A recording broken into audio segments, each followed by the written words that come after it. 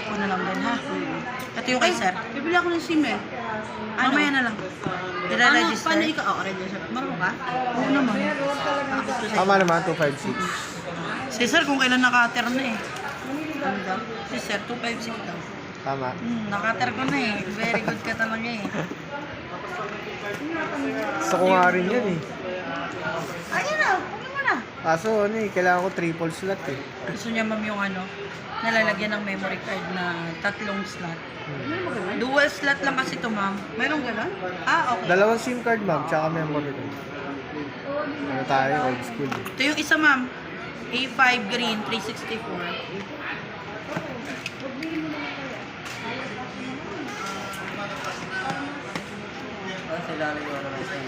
Oo, sa ilalim. Type 3 yun, di ba? Oo ma'am, Ano, type type C. C na lahat. Wala nang micro ngayon.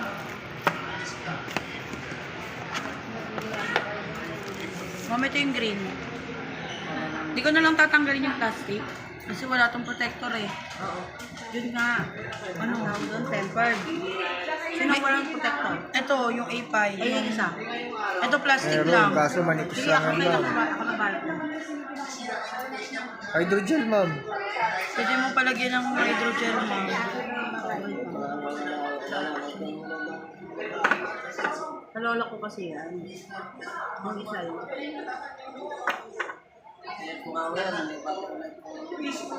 Hindi ko mag-charge na ha.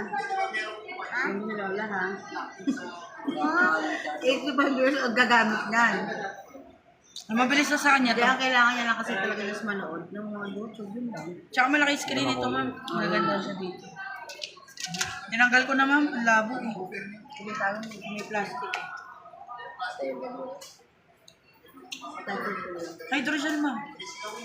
390. Ang maluwag din. Masyado na sa ano? Case ma'am, case. Uy, may Case na to, case sir. na yan. Hayaan mo na, maganda lang gagamit ko.